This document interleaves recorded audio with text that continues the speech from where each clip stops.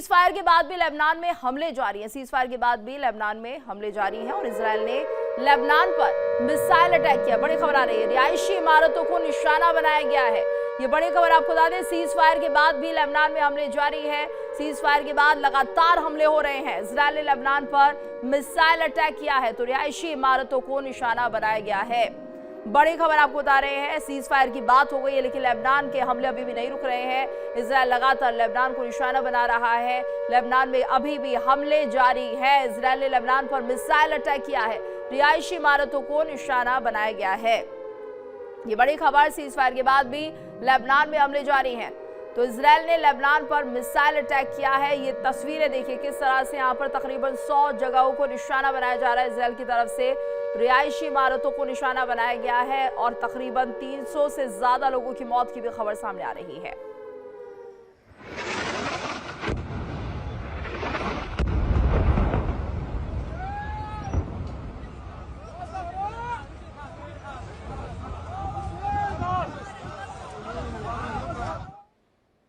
और ये आपको बता दें, इजराइल ने लेबनान पर भीषण हमला किया है। इजराइल का ये हमला लेबनान पर 10 मिनट में 100 से ज्यादा बार अटैक किए गए हैं। बड़ी खबर आ रही है, इजराइल ने लेबनान पर फिर से हमला किया है। 100 जगहों को चिन्हित कर यहाँ पर अटैक किए गए हैं। 10 मिनट में 100 से ज्यादा बार अटैक किए गए हैं तो लेबनान लगातार इजराइल के निशाने पर है। वहां एक तरह से जो अटैक है वो लगातार हो रहे हैं, भीषण हमले हो रहे हैं और किसी तरह से सीज फायर का असर लेबनान में नहीं दिख रहा है और ये कह भी दिया गया है कि लेबनान सीज फायर का हिस्सा नहीं है। तो इजराइल ने लेबनान पर भीषण हमला किया है। 10 मिनट में 100 से ज्यादा बार अटैक किए गए हैं। बड़ी खबर, इजराइल ने लेबनान पर भीषण हमला किया और तकरीबन 100 से ज्यादा बार अटैक हुए हैं। 10 मिनट के समय में 100 से ज्यादा अटैक किए गए हैं। 100 जगहों पर ये अटैक किए गए। देखिए तस्वीरें किस तरह से काला धुआं यहाँ पर उठ रहा है और ऐसे में कई रिहायशी इलाकों को निशाना बनाया जा रहा है। तकरीबन 300 से ज्यादा लोगों की मौत की खबर भी सामने आ रही है। रिहायशी इलाका है जहां पर टारगेट कर इजराइल लगातार हमले कर रहा है। ईरान की तरफ से इसका विरोध भी हुआ है लेकिन जो तस्वीरें हैं वो काफी भयावह है। हाहाकार यहाँ पर मचता हुआ दिखाई दे रहा है। 10 मिनट के अंदर 100 से ज्यादा बार अटैक, 100 जगहों पर अटैक और ऐसे में लोगों में इस वक्त हाहाकार यहाँ पर मचा हुआ है। लोग परेशान हो रहे हैं, उन्हें अपनी जान किस तरह से गंवानी पड़ रही है वो बयां कर रही हैं तस्वीरें। तो देखिए जिस तरह से काले धुएं का गुबार यहाँ पर उठ रहा है। भीषण हमला यहाँ पर अब से कुछ समय पहले हुआ और उसकी तस्वीरें हैं। सब कुछ जलता हुआ यहाँ पर दिखाई दे रहा है। रिहायशी इलाका है, लोग यहाँ पर रहते हैं, बिल्डिंग्स यहाँ पर बनी हुई है और उसके बाद ऐसी जगहों पर चिन्हित किया जा रहा है इजराइल की तरफ से जो अटैक किए जा रहे हैं। लगातार यहाँ पर जो हमले किए जा रहे हैं, 10 मिनट में 100 हमले हो चुके हैं। 300 से ज़्यादा लोगों की मारे जाने की खबर है और अभी भी इजराइल रुक नहीं रहा है। लगातार हमले यहाँ पर दिखाई दे रहे हैं। लेबनान की तस्वीरें हैं जो किस तरह से यहाँ पर धुएं का गुबार उठता हुआ दिखाई दे रहा है और रिहायशी इलाकों को यहाँ पर टारगेट किया जा रहा है। ऐसे में 300 से ज़्यादा लोग मारे गए हैं और ये तस्वीरें लगातार लेबनान से सामने आ रही हैं। और ट्रंप ने फिर से नेटो को धमका दिया है। जंग में साथ नहीं देने पर ट्रंप ने नाराजगी जता दी है। जरूरत पड़ने पर नेटो ने साथ नहीं दिया। ट्रंप कह रहे हैं ग्रीनलैंड को याद रखना। ट्रंप की तरफ से बयान और गुस्सा जाहिर किया है नेटो को लेकर। धमका दिया है ट्रंप ने नेटो को कि जंग में साथ नहीं दिया है और जरूरत पड़ने पर नेटो ने साथ नहीं दिया तो ग्रीनलैंड को याद रखना। ट्रंप की तरफ से बयान और ये देखिए ये पोस्ट भी आया है उनका जिसमें उन्होंने लिखा है कि NATO wasn't there when we needed them, यानी जब हमें जरूरत थी नेटो वहां पर नहीं था। और उन्होंने सीधे तौर पर ग्रीनलैंड को याद रखने की बात कही है। तो ये देखिए किस तरह से यहाँ पर ट्रंप की नाराजगी इस पोस्ट के जरिए दिखाई दे रही है। तो ये पोस्ट है डोनाल्ड ट्रंप का और सीज फायर की बात करें ट्रंप ने नेटो को धमका दिया है। नेटो ने साफ मना कर दिया था हम किसी भी तरह से ट्रंप का साथ नहीं देंगे। हॉर्मुज़ स्ट्रेट को लेकर जब लगातार ट्रंप अपनी वाहवाही बटोरना चाह रहे थे, ये दिखाना चाह रहे थे कि उनका दबदबा कितना है और वो हॉर्मुज़ स्ट्रेट को खुलवा लेंगे, तो ऐसे में नेटो देशों ने यहाँ पर मना कर दिया था उनका साथ देने से, जिससे कि ट्रंप नाराज हो गए और उन्होंने कहा है कि इस पोस्ट के जरिए जरूरत पड़ने पर नेटो ने साथ नहीं दिया है, ग्रीनलैंड को याद रखना। तो ट्रंप की तरफ से कहा जा रहा है।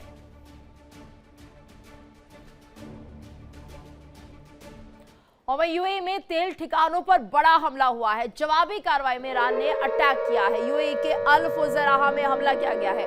तेल रिफाइनरी को ईरान ने निशाना बनाया है। लावान रिफाइनरी पर हमले के बाद अटैक, ईरान के तेल रिफाइनरी को निशाना बनाया था। लावान द्वीप में तेल रिफाइनरी पर हमला हुआ था। ये बड़ी खबर इस वक्त आपको बता रहे हैं। यूएई में तेल ठिकानों पर बड़ा हमला, जवाबी कार्रवाई में ईरान ने अटैक किया है।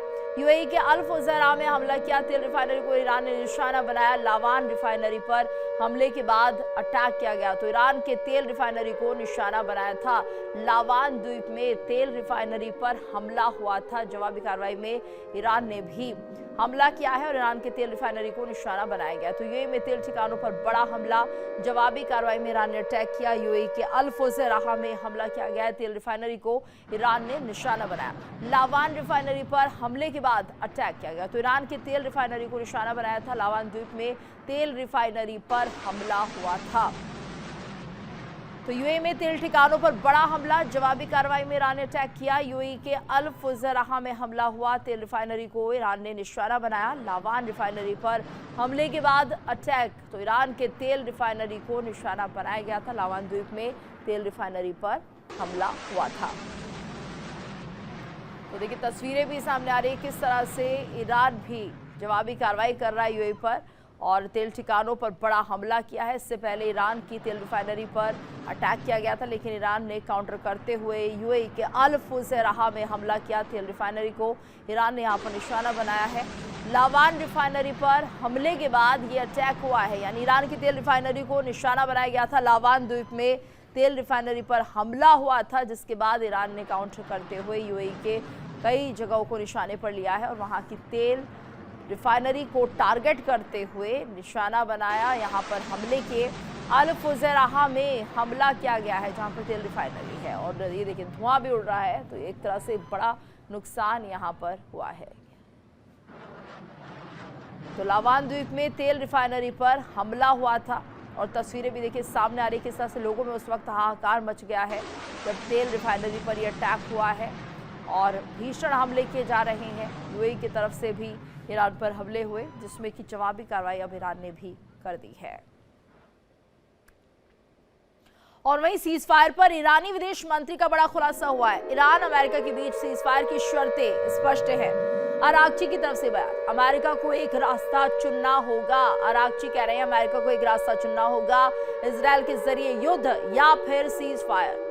तो दुनिया लेबनान में हो रहे नरसंहारों को देख रही है और अब गेंद अमेरिका के पाले में। अरागची का बयान, पूरी दुनिया अमेरिका को देख रही है, अमेरिका अपनी बात पर कब तक अमल करेगा ये भी देख रही है। तो इजराइल के जरिए युद्ध या सीज फायर की बात कर रहे हैं। तो यहाँ पर देखिए अमेरिका अपनी बात पर कब तक अमल करेगा, ईरान की तरफ से बात कही जा रही है। अरागची ईरान ने जो बयान दिया है, विदेश मंत्री अरागची जिन्होंने सीज फायर पर एक बड़ा बयान दिया कि ईरान अमेरिका के बीच सीज फायर की शर्तें स्पष्ट है, साफ है।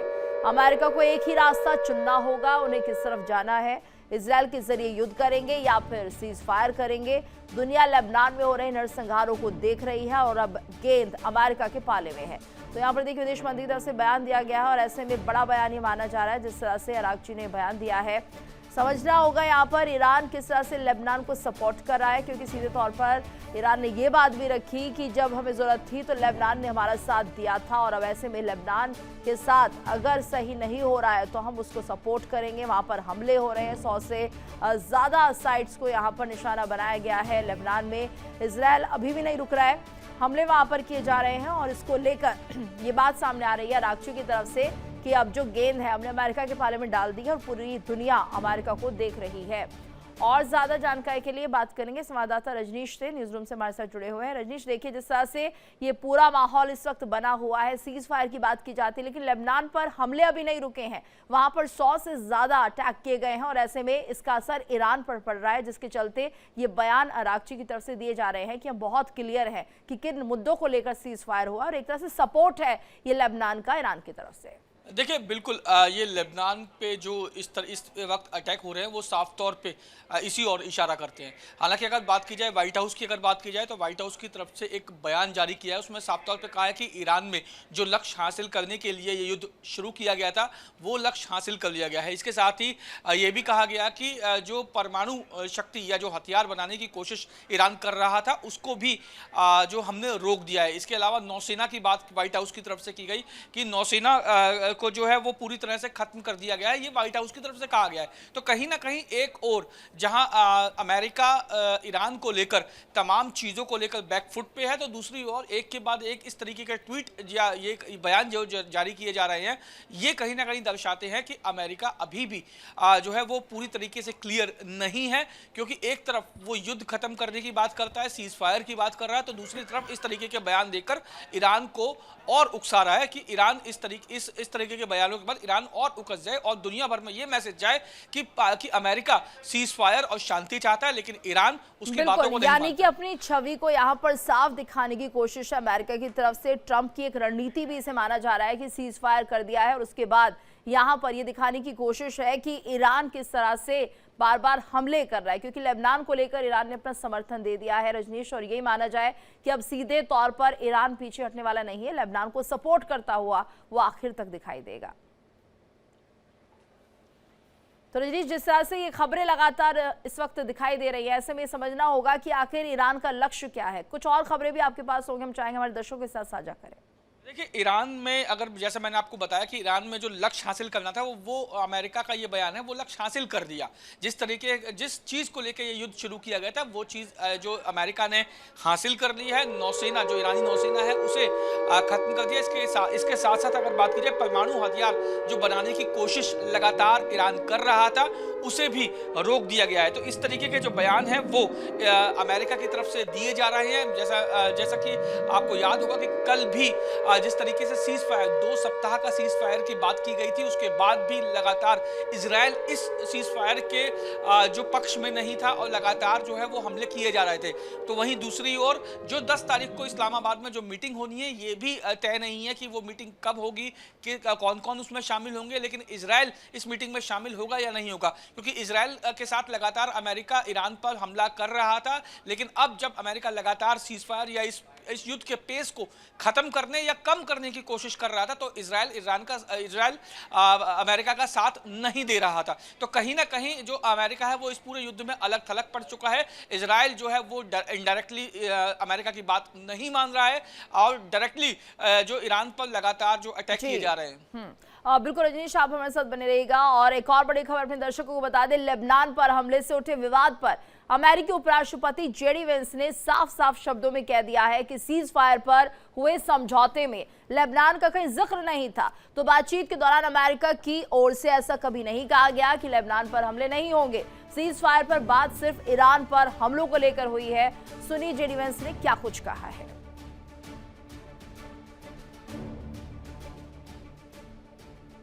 From a legitimate misunderstanding. I think the Iranians thought that the ceasefire included Lebanon, and it just didn't. We never made that promise. We never indicated that was going to be the case. What we said is that the ceasefire would be focused on Iran, and the ceasefire would be focused on America's allies, both Israel and the Gulf Arab states. तो देखिए, यहाँ पर सीधे तौर पर रजनीश ये माना जाए कि अमेरिका एक तरह से गेम खेल रहा है। यहाँ पर उन्होंने कहा कि लेबनान को लेकर कुछ बातचीत नहीं हुई थी, तो हर देश को लेकर कुछ स्पष्ट बातचीत हुई भी नहीं है। जाहिर सी बात है कि इजराइल का भी इसमें रोल है। तो फिर क्या माना जाए, अमेरिका और ईरान के बीच युद्ध नहीं होगा, इजराइल का और लेबनान का मामला चलता रहेगा। तो घुमा फिराकर ये कहे कि कंफ्यूज करने की कोशिश और एक तरह से शर्तें साफ नहीं थी अमेरिका की तरफ से। देखिए, मुझे ऐसा लगता है कि जिस तरीके के हालात अमेरिका की तरफ से पैदा किए गए हैं, वो कहीं ना कहीं जो है वो अमेरिका के दो मुँहे जो है वो व्यक्तित्व को दर्शाते हैं। एक और या ये कहा जाए, हार्मोस को लेके जो अमेरिका था वो बैकफुट पे था। पूरे संसार में अमेरिका की जो है वो अमेरिका को कोसा जा रहा था, अमेरिका के लिए दोषी ठहराया जा रहा था इस युद्ध के लिए। इसीलिए बिल्कुल। और रजनीश, यहाँ पर ये देखिए, अमेरिका के जो लोग हैं वो भी सड़कों पर आ गए थे, आंदोलन कर रहे थे। और आप सही कह रहे हैं, ये भी एक बड़ी वजह हो सकती है कि ट्रंप की छवि लगातार बिगड़ रही थी कि वो युद्ध चाहते हैं। देखिए, बिल्कुल इसीलिए हार्मोस को लेके, जैसे मैंने गीतू में आपको बता रहा था कि हार्मोस को लेके जो अमेरिका था वो बैकफुट पे था और उसे किसी भी कीमत पे हार्मोस को खुलवाना था। यही कारण था कि वो इजराइल पे भी दबाव डाल रहा था कि वो सीज फायर कर दे, लेकिन इजराइल ने उसकी बात नहीं मानी। इसीलिए अमेरिका को खुद आगे आके सीज फायर की बात करनी पड़ी।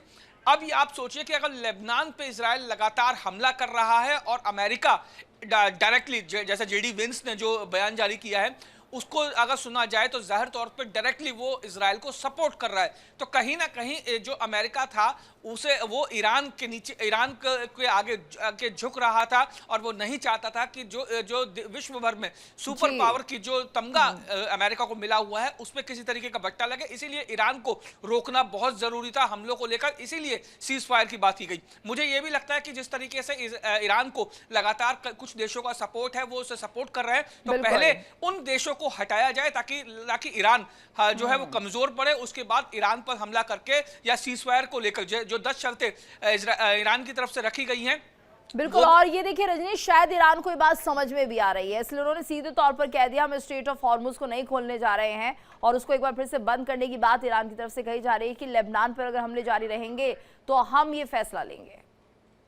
बिल्कुल गीतू, अब ईरान को समझ आ गया है कि अमेरिका की जो नस है, जो दुखती नस है, जो गले की नस है, वो कहीं ना कहीं जो हार्मोज है, अमेरिका हार्मोज को खुलवाकर 20% जो तेल है वो पूरी दुनिया का जो 20% तेल हार्मोज से निकलता है उसे किसी भी तरीके से बाहर निकलना चाहता था, और इसीलिए उसने सीज फायर की बात कही। लेकिन लेबनान पे जिस तरीके के हमले हो रहे हैं, तो मुझे, जैसा मैंने आपको गीतू में बता रहा था कि इस समय रणनीति ये भी हो सकती है अमेरिका और इजराइल की कि ईरान के साथ जो देश मौजूद है, जो उनको सपोर्ट कर रहे हैं, चाहे वो हथियारों को लेकर या युद्ध में किसी भी तरीके से उसको किसी भी लेवल पे सपोर्ट कर रहे हैं, पहले उनको हटाया जाए, उनको अलग थलग जो है वो किया जाए। इसीलिए एक और अमेरिका जो है ईरान के साथ सीज फायर की बात कर रहा है, तो दूसरी ओर इजराइल उन तमाम देशों पर, चाहे वो लेबनान हो या कोई और देश हो, लेबनान पर हमला करके ईरान को इनडायरेक्टली कमजोर करने की कोशिश की जा रही है, ताकि